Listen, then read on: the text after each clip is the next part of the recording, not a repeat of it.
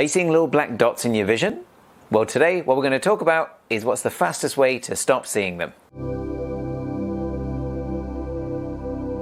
Welcome to the Natural Eye Doctor community.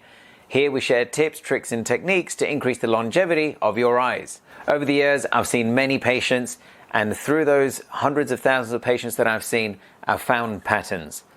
Certain patients have been good at getting rid of their floaters and not seeing them as much, versus others who take that a little bit longer. So what I've done is figured out these various patterns and what seems to work and what doesn't. And I've tried them myself. I've had floaters since I was 8 and I couldn't shift it. And what I've done is I've figured out now what works, what's got the highest chance of probability of you not seeing your floaters anymore.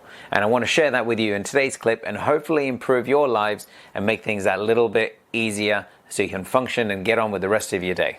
If you're here to learn about what floaters are and how to get rid of them using diet, that's actually 2 different videos that I've created, so follow that over here. Otherwise, stick around and we'll get cracking. If you're new to the community, hit that subscribe and that bell and you'll be kept up to date with the latest videos we create. One of the main ways of getting rid of floaters is by YAG Laser. YAG Laser is a light which shines straight through the eye and it hits that big floater that's floating around inside your eye. And what that laser does is it splits it up into various different fragments.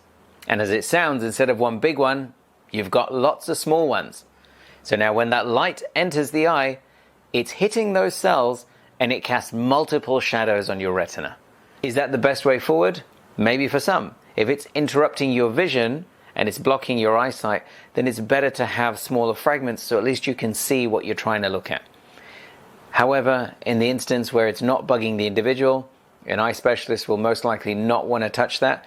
They would not want to do YAG laser because obviously we don't want to trouble that patient with seeing so many little small dots. Now another way they do this is by something called vitrectomy, where they go inside the eyeball, they go inside and they suck that jelly out of the eye and they put in fresh jelly inside. Now I had a patient who had this done, and unfortunately when the jelly is removed from inside the eye, this thing at the back of the eye, the macula, that macula, which is the most sensitive part of the eye, sometimes can get damaged as a result of doing that operation. And in this individual, unfortunately, they had that issue and it led them to lose their central vision in that eye. Now that is a very slim possibility. I don't know the exact percentages of how frequently that can happen, but it did happen in this individual, and it's not the only time. Sometimes you get swelling at the macula and other retinal issues as well. So a specialist would do that if the floaters inside that eye really do need to come out. Also, it can accelerate the onset of cataracts as well. So you just got to be mindful a vitrectomy is only reserved for serious cases of floaters and not given to everyone as an opportunity.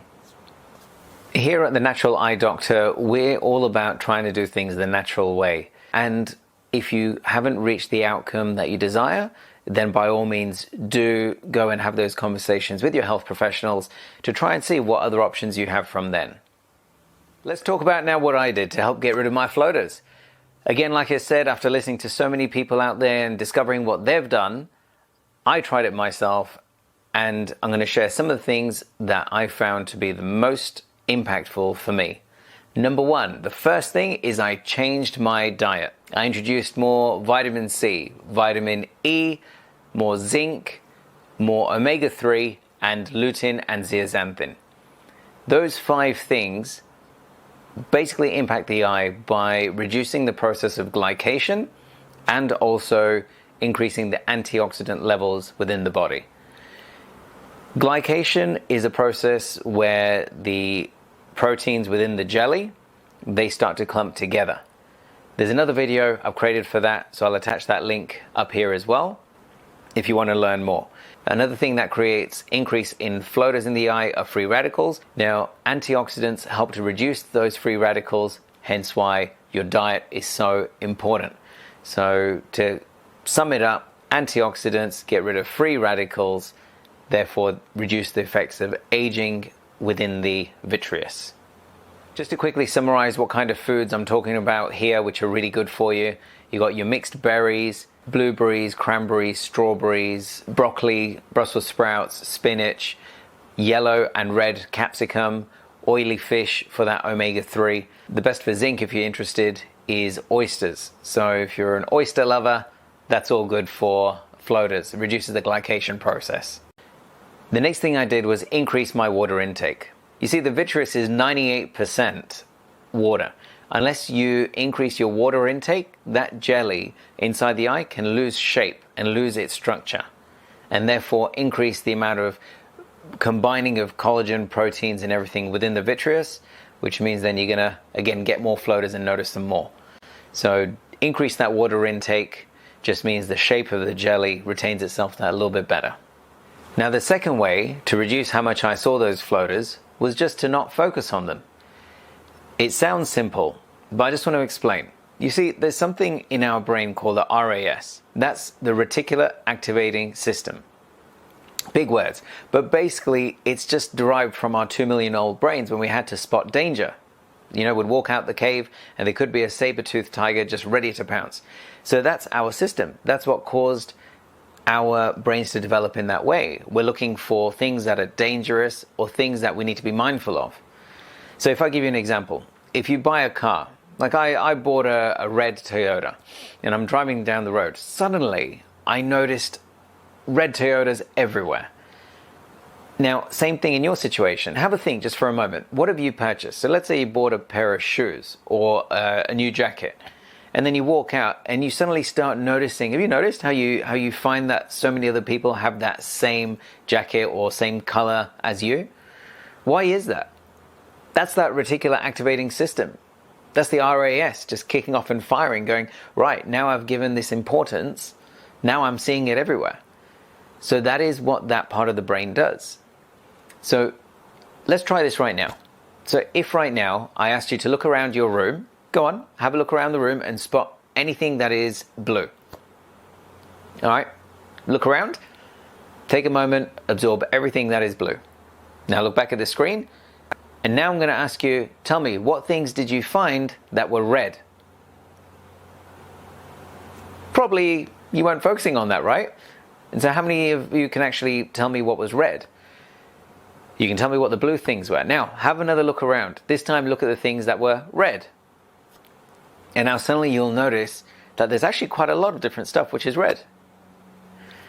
But this is our RAS. This is just an example of the RAS focusing on the one thing that you give importance to. Now, when you first start noticing floaters, this is what happens. You suddenly give importance to this black thing which is moving around in your vision. And as soon as this thing has importance, that part of your brain is being fired.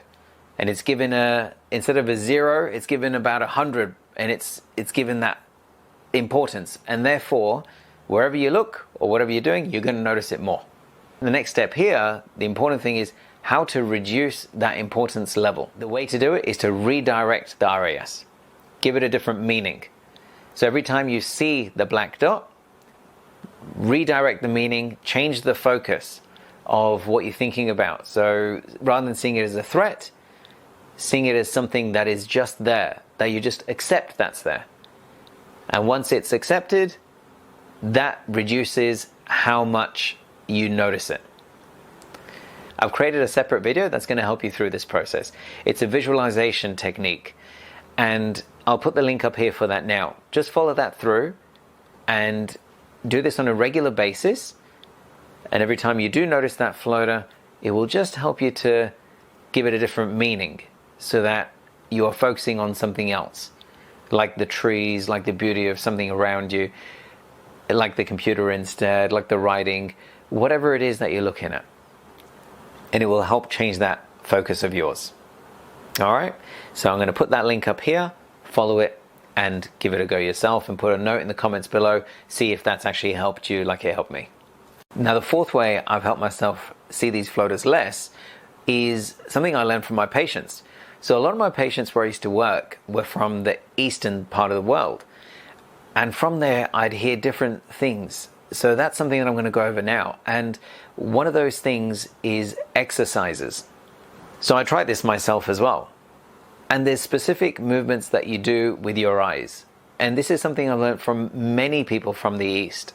It needs to be done 3 times a day until your floaters are less noticeable, after which you do only when you notice it. That's going to be a different video. I'm going to attach that link for you up here. But the basis of that is the jelly inside the eye has those cells suspended within it. As you move the jelly, that jelly also rotates and moves, and as it rotates and moves, it can move those floaters out of the line of sight. So therefore, instead of it being more central, it moves more peripherally, so therefore you see it less. So again, I'll attach that video and follow it through and give it a go. Again, comments below. I'd love to know, how did it go for you? Thanks so much for sticking around. If you found something of value, please hit that subscribe button, that bell, and that thumbs up. Join our community. We'd love to have you on board. Please share your comments and your experiences. Maybe you've tried something different. How have you managed to get rid of floaters? We would love to share that within our community. And I look forward to seeing you on the next one. Remember, stay positive and stay optimistic.